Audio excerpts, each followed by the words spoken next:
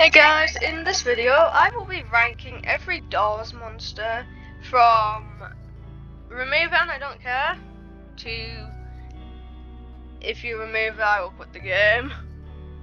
So as you know, quite a few of my videos are now Doors rankings. Yeah, that's because the first one got really popular, so I'm just trying to get the same effect. Because I'm at like 108 subscribers now, thank you very much for that. And I'm just trying to get some more, or else my parents will beat me up, as usual, in my basement. Alright, first up, Window. I'll head to Window right now, but after every Seek chase, he'll spawn in a window. If there's no window, too bad, you're not gonna see him. And after the first lightning strike, he disappears, which is, don't mind. There he is right here, little starry guy. And, yeah, doesn't affect the gameplay in the slightest. Next is Shadow. He spawns in a room in like 1 in 2,000 or 1 in 7,200 chance. Really? Does it affect the gameplay? No, it doesn't. It's basically Jack when you open a door and he spawns and he gives you the red room thing. Nothing changes.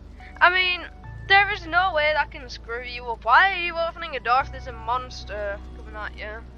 Because if you hide, there's a chance Jack will spawn in a closet in there. Jack doesn't spawn in closets when the lights flicker, so there is no reason for Shadow or Jack when you open a door to screw you over. Next is Timothy.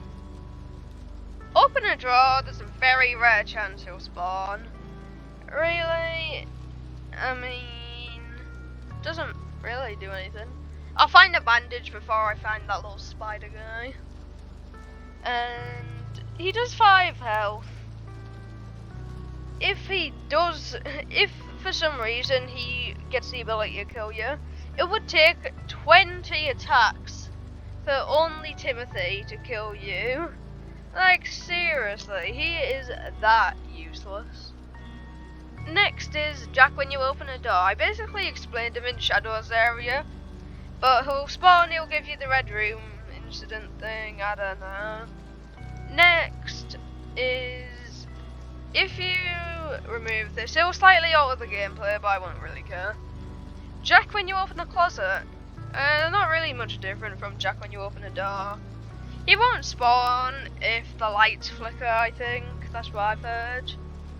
And, yeah, I mean, you'll probably encounter that Jack first instead of Jack when you open a door, but it doesn't affect anything, so, I mean. Next one, Glitch when you open a bad door.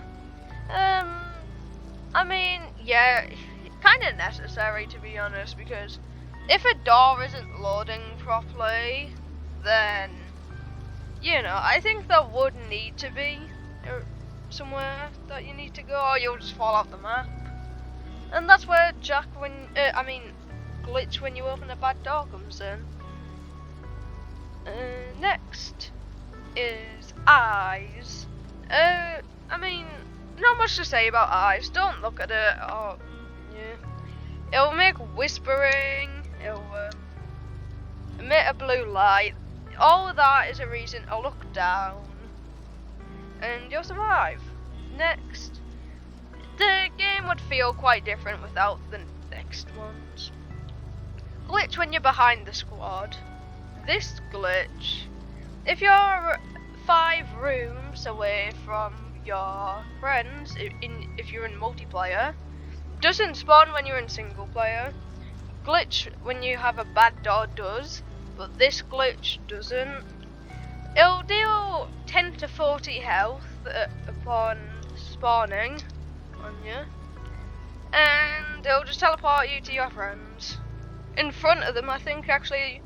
You'll spawn at the last open door.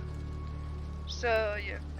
Next is Hide. It, gives you a badge, a I like achievements. And kinda difficult with ambush because hide is way more aggressive past door 50. So yeah, that's that. Next, Screech. Screech is annoying, we can all agree on that. He'll spawn in dark rooms, give you anxiety, bring your grandma from the grave to whoop you, because Among Us, and yeah, I'm gonna make a 4th video about ranking doors monsters, and yeah, you'll see Screech quite high up on the list on that one. You can probably guess what it's gonna be. Next, Ambush. He doesn't even spawn that often, so yeah. It's like guaranteed to spawn once. Some guy objected with me on that in my previous doors ranking. But yeah, that doesn't matter, really. He doesn't spawn that often. Doesn't affect the gameplay. Basically copying Rush. Okay, fine. Rush is copying it. I'm sorry, Ambush people. Next. These ones are quite important. Remove it and people would notice. Seek when you get to door 80 or 90. Or 82, 90. This seek, I mean, you'll pretty much expect it. And just more annoying than 30 or 40. Won't do much besides give you anxiety. Grandma will wake up from the grave and whoop you again, just like Screech. Next is Halt. Halt, many people hate, and I can see why. Wastes quite a lot of time, but feels quite needed, to be honest. Halt's quite fun when you get the hang of it, and yeah. I hope you like the colour blue, because that's going to happen for 1 or 2 minutes. Last on the quite important part, figure when you open door 100.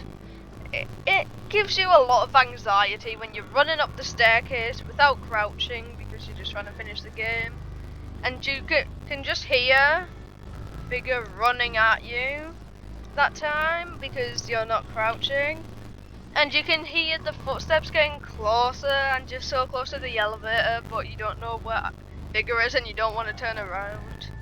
Yeah, that sells the game. Just like delete it and I would be sad. I don't know what I would do without figure on door 100. What would they do if there was no figure on door 100? Would you just like go through the final door or something? I don't know. And the final category, needed. Remove it, I'm quitting the game. First on this part, seek 30 to 40. This, first time I saw this little monster rise from that goop when the eyes were there, I was like, oh my god, that sold the game. Like, proper sold the game. Nice. Next is Rush. Rush is quite interesting. It's the first monster I got, and as soon as the lights flickered, the first time I played, I had no idea what the game was about. I just joined my cousin on it, and he was absolutely fearless, but now I'm fearless, and he's just like, oh my god, I can't go past door 10. But that, yeah, remove it, and that's like quite a lot of doors that I feel was just missing. You'll basically get to door 30 and 40 without encountering a monster unless you get a dark room. So Screech would be the main monster you would think about when you play doors. Next is Guiding Light. Yeah, Guiding Light is usually at the very top of these lists. And I don't blame it. It's a really good monster. It's not even a monster actually, it helps you. From showing you where the books are in door 50 to making light near the key and exits in dark rooms, to making a sound with key items. Get it? 'Cause key. Yeah, I make bad jokes. And it's just all around really helpful. It even tells you what to do when you die to a monster. Instead of just being like, haha, you died, noob. It tells you what to do. That's just like really good. Finally, the most important monster is figure on door 50. This right here, just like perfection. It gets quite annoying at times, and I know why. It takes up quite a lot of time, and oh my god, really, dude? But it's quite fun actually, and also quite necessary. I wouldn't walk past door 50 and just be like, oh well, we're halfway through. No, we need something there, and door 50 is perfect. Thanks for watching. As usual, I will put a quick list in the description if you don't have 11 minutes of your time, but you do have 11 minutes of your time since you've watched till the end. And yeah, bye.